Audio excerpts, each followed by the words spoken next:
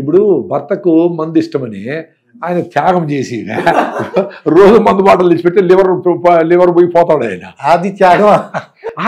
ఇప్పుడు ఇప్పుడు అదే ఎక్స్పెక్ట్ చేస్తూ ఉంటారు. ఇప్పుడు ఇంట్లో ఇప్పుడు భార్య నీకు ఇంట్లో మందు తాగేది మంచిది కాదండి, మీరు పొద్దులేసి వాకింగ్ పోవాలా, చెత్త తినకూడదు, మీరు పెద్దనాడే పడుకోవాలా, పొద్దులేసి వాకింగ్ పోవాలా, ఇవన్నీ ఇప్పుడు మార్నింగ్ లేని వాళ్ళకి ఈ అలవాట్లు ఉండే వాళ్ళకి శివ అంటారు. వాళ్ళకి ఇంట్రెస్ట్ లేదు కదా.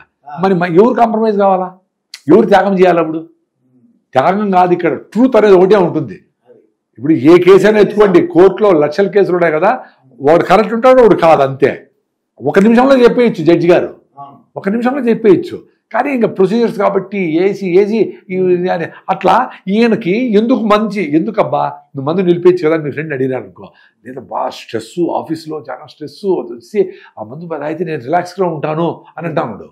సో ఆ రిలాక్స్గా ఉండేది సాయంత్రం 5కి వచ్చేసి 5 నుంచి ఇద్దరు భార్య భర్త ఇద్దరు కలిసి ఒక గ్రౌండ్కి పోయి ఆడ పిల్లలతో కొంచెంసేపు గడిపి వాళ్ళ అమ్మాయి హాస్టల్కి పోయి ఏదో అట్లా హ్యాపీగా ఉండొచ్చు. బట్ దీనికి అలవాటు అయిపోయినారు కాబట్టి హ్యాపీనెస్ మాత్రం ఇది తక్కువ కాబట్టి అది చేయడంలే. ఎవరు కాంప్రమైజ్ అయినప్పుడు? సో కాంప్రమైజ్ అనేది కాదు, ఇక్కడ ట్రూత్ ఒకటే ఉంటుంది. ఆ ట్రూత్ పక్కన అర్థం చేసుకొని విని దాన్ని యాక్సెప్ట్ చేసే కెపాసిటీ ఉండాలి భార్యకైనా భర్తకైనా. అది ఇద్దరు కాంప్రమైజ్ అయ్యి ఏది ట్రూత్ అంతే, ఏది నిజం, ఏది కరెక్ట్.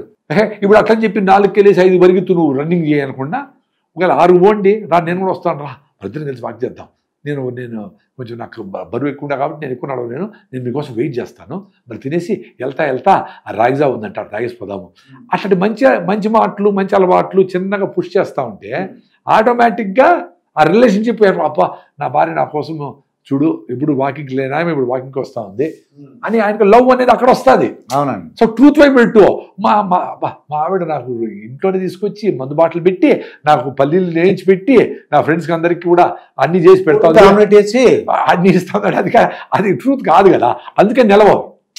అందుకే ఈ రాంగ్ వేలో జరిగే ఈ రిలేషన్షిప్స్ అన్ని నిలవు. అది అక్రమ సంబంధమైనా, తప్పుడు పనులైనా, నేచర్కి అగేనిస్ట్ అయినా, ఆరోగ్యం దెబ్బతీసేటివైనా, అది కాంప్రమైజ్ అయ్యి ఎవరు త్యాగం చేసినా నిలవదు. అందుకని గట్టిగా ఉండాలి. మగవాళ్ళైనా ఆడవాళ్ళైనా నువ్వు కరెక్ట్గా అనిపించినప్పుడు నువ్వు గట్టిగా ఉండాలి. మీరు అక్రమ సంబంధం నాకు జ్ఞాపకం, ఒక రాజ్ తరుణ్ లావణ్య అనమాట అండి. వీళ్ళిద్దరూ ఒక 11 సంవత్సరాలు కలిసి ఉన్నారండి. అతను ఏమంటే లివ్ ఇన్ రిలేషన్ అంటాడు, ఈ అమ్మాయి నన్ను పెళ్లి చేసుకున్నాడు గుళ్ళో ఉంటుంది. అలా ఉదాహరణ చెప్తున్నాను అనమాట. అది ఎందుకు బయటకు వచ్చింది? ఇతను హీరో కాబట్టి రాజ్ తరుణ్. అలాగా లివ్ ఇన్ రిలేషన్ ఉన్నప్పుడు పెళ్లి చేసుకున్నారు, సీక్రెట్గా పెళ్లి చేసుకున్నారు అంటే పోలీస్ కేసులు ఇవన్నీ కూడా ఎక్కువైపోతున్నాయండి. అంతే ఏదో మరి వాళ్ళు అదే ఇప్పుడు ఏదో ఫేమస్ కావాలా అనుకునే ఆలోచన. మన ఫస్ట్ క్వశ్చన్ ఏమి ఈరోజు మాట్లాడుకుని సంతోషంగా ఉండాలంటే అట్లా అని. నువ్వు సంతోషంగా ఉండాలంటే ఫేమస్ అయితేనే సంతోషం అనేది పెద్ద దరిద్రమైన ఆలోచన. సంతోషంగా నువ్వే ఉండొచ్చు. అది ఫేమస్ అయినా అవ్వకపోయినా నీ పాటి నువ్వు ప్రతిరోజు సూర్యుడు వస్తానుడు, వర్షం పడతా ఉంది, మంచిగా ఎండ వస్తూ ఉంది, పార్కు పోతే ఆ సీతాకోక చిలుకలు చిన్నపిల్లలు యాక్టివ్గా ఆడే అట్లా ప్రజెన్స్లో ఉంటే సంతోషంగా ఉండవు. వీళ్ళకి మత్తు పదార్థాలు అదే పబ్బులు, తర్వాత మత్తు పదార్థాలు, డ్రగ్స్ కూడా కొత్త వచ్చింది. నా చిన్నప్పుడు అయితే సారా ఉండేదండి. నాకు తెలిసిన తర్వాత సారా చూసేవాడిని. వాళ్ళు తాగటం అని రోడ్డు మీద చూసేవాడిని సారా. నెమ్మదిగా బ్రాందీ వచ్చిందండి. మళ్ళీ అక్కడి నుంచి ఇప్పుడు డ్రగ్స్ అని కొత్తగా సంస్కృతి వచ్చింది. ఇవన్నీ కూడా చూస్తుంటే మీకు ఏమనిపిస్తుందని? అంటే వాళ్ళకి చిన్నప్పటి నుంచినే వాళ్ళకి మంచిగా స్పోర్ట్స్, ప్రకృతి మీద అవగాహన, ఆ చెట్లు నాటడము, ప్రతి జీవిని ప్రేమించడము, ఇవన్నీ చెప్తా ఉంటే స్కూల్లో కూడా ఇంట్లో కూడా చెప్తా ఉంటే ప్రాబబ్లీ వాళ్ళు వీటి పక్క పోరు. ఇప్పుడు సంతోషము వీడి లేడో వెతుకుతారు దేంట్లోనో. అది అమ్మాయిలు అవ్వచ్చు, అది రిలేషన్షిప్స్, డ్రగ్స్, ఇంకోటి వెతుకుతూ ఉంటాడు. సో ఇంటికి వస్తానే మా అమ్మ నాకేదో చేసి పెట్టి ఉంటుంది, మళ్ళీ మా ఫ్రెండ్ వస్తాడు, మేమిద్దరం కలిసి ఒక స్పోర్ట్స్ ఆడదాము, ఏదో పోతాము అని ఉండేవాడికి వేరే డ్రగ్స్ మీదకి ఎందుకు పోతుంది? సో ఆ రకమైన విధానాలని పేరెంట్స్, స్కూల్లో వాళ్ళు కూడా వాళ్ళు అవగాహన కలిగించేట్టుగా చేయాలి. పిల్లలకి బిజీగా పెట్టాలి పిల్లల్ని. మనం బిజీగా ఉండి వాళ్ళని పట్టించుకోవడం లేదు కాబట్టి వాడు ఇంకెక్కడో వెతుకుతున్నాడు సంతోషం ఉంది. ఎందుకంటే ఆ ఎంగేజ్ వాళ్ళకి తెలియదు కదా సంతోషం అంటే ఏంటి అని. సో పెద్దవాళ్ళ బాధ్యత కదా. మీరు తీసుకెళ్ళి వాడి బర్త్డేకి ఓల్డ్ ఏజ్ హోమ్లోనో వాడు పోయేసి వాళ్ళతో రోజంతా గడిపి ఊరికి గంట పోయేది కాదు, రోజంతా గడిపి వాళ్ళతో కూర్చొని వాళ్ళకి భోజనం ప్లేట్లో పెట్టి ఆ ప్లేట్లు ఎత్తి కడిగి పెట్టి వాళ్ళకి అవన్నీ చేపించాం అనుకోండి. అరే ఎట్లుంది అడిగి అప్పుడు వాడికి అది వాడికి ఆ ఫీలింగ్ లైఫ్ లాంగ్ ఉంటుంది వాడికి. అంటే వాడు నెక్స్ట్ బర్త్డేకి వస్తాడా లేదు 10 ఏళ్ళ తర్వాత వాళ్ళ పిల్లల్ని తీసుకొని ఇంకొక వాడు పెళ్ళైనాక పోతాడా అనేది వేరే సంగతి. అట్లీస్ట్ ఆ విత్తనం అన్న వేయాలి కదా మీరు. అవును, ఆ బాధ్యత ఉంది కదా మీకు. పిల్లల్ని ఎంగేజ్ చేయడం అంటే ప్రకృతి, మీరు అన్నట్టు ప్రకృతి కానీ లేదంటే కొండెక్కిచ్చు, అడవిలో పోయి నైట్ స్టే చేయించు, చాలా ఉన్నాయి యాక్టివిటీస్. మంచి యాక్టివ్గా ఉండే వాలీబాల్, ఇంకోటో బాగా ఫిజికల్గా ఫిట్గా ఉండే ఈత, స్విమ్మింగ్లో పెట్టించు. దానికోసం ఒక రోజు క్లాసు తప్పినా కానీ ఆ ట్రైనింగ్ పంపించు.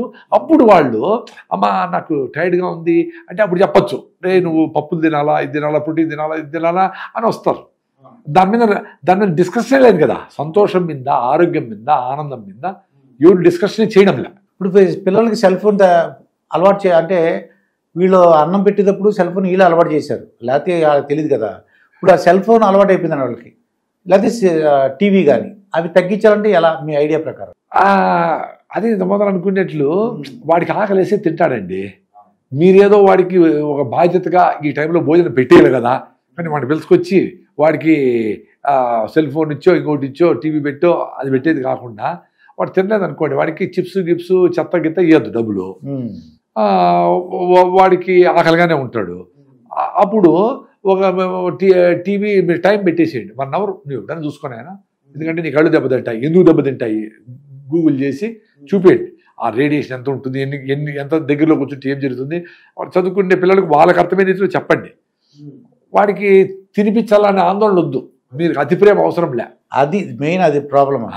మీరు అంత ముందర గంట ముందర వాడు ఏడ్చినాడని చెప్పి వాడికి మొఖాన్ని చిప్స్ ప్యాకెట్ వేసింటారు, వాడి కరకర నమిలి ఆగలిపోయి ఉంటుంది వాడికి. మళ్ళీ మీరు మంచి ఫుడ్ పెట్టాలి, ఇంట్లో ఫుడ్ పెట్టాలా అనే ఉద్దేశంతో వాడికి టీవీ పెట్టి సెల్ ఫోన్ ఇచ్చి పెట్టాలని ట్రై చేస్తారు. వాడికి ఆల్రెడీ ఆకలి లేదు కదా. లేదు, వాడికి నువ్వు డబ్బులు ఇవ్వకుండా వాడికి చిప్స్ పెట్టకుండా ఉండింటే వాడికి ఆటోమేటిక్గా ఆకలి అయ్యేది. అప్పుడు టీవీ పెట్టినా పెట్టకపోయినా ఒక అరగంట లేట్గానే తింటాడు. ఆకలేస్తే తినకుండా ఏమిటాడు, ఆకలేస్తుంది, వాడికి అడుగుతాడు. ఒక ఫోటో తినలా ఆపేసేయి, ఓ ఫ్రూట్ వాడు పెట్టిండు, నేను నీకు ఆకలేస్తే ఫ్రూట్ తిన్నాయినా, ఇప్పుడు నీకు ఆకలేదు కదా భోజనం వద్దులేని చెప్పండి. వాడు ఫ్రూట్ అన్నా గ్యారెంటీ తింటాడు కదా, ఏం కాదు. అవునండి. మళ్ళా రాత్రికి ఆకలిని వస్తాడు. వాడు ఇంకా అలిగి రాత్రి తినలేదు అనుకో, పొద్దున లేస్తాడు అమ్మ ఆకలిమ్మ అంటాడు. అప్పుడు పెట్టండి, ఏం కాదు. మీరు ఏదో టార్గెట్ లాగా పెట్టుకొని వాడికి పెట్టేయాలని వాడిని కొట్టి సతాయించి అవసరం లే. ఆకలేస్తే వాడు తింటాడు. ఇప్పుడు అసలు ఈ టీవీ తగ్గించాలంటే ఏం చేస్తే బాగుంటుంది అంటారు? అంటే టీవీ కంటే బెటర్గా వాడిని ఎంగేజ్ చేసేది ఏదో చేయాలి. అది ఒక పెయింట్ చేయించడము, వాడి ఫ్రెండ్తో కలిపి ఒకటి ఏదైనా ఒక యాక్టివిటీ చేయించడము ఫిజికల్గా. అట్లా పైకి పోయి ఆ నక్షత్రాలు కాన్సలేషన్ చూద్దాం రా, నైట్ టైం పోయేసి చూడు ఇవి వచ్చి బుధుడు శుక్రుడు అది ఏది అని చెప్పి రియల్గా ప్రాక్టికల్గా సైన్స్ చెప్తా ఆయన ఎంగేజ్ చేయడము. అవును, అంటే వీళ్ళు టైం స్పెండ్ చేయాలండి. టైం స్పెండ్ చేయాలి. మరి టైం స్పెండ్ చేయను ఆడికి టీవీ కానీ సెల్ ఫోన్ వాడు వేసేసి వాడికి ఏదో స్విగ్గీలో ఆర్డర్ ఇచ్చేస్తే వాడు వచ్చేసి తినేసేయాలా అనుకుంటే ఇంకా అట్లే చేస్తారు. భారతీయులు కాలేరు.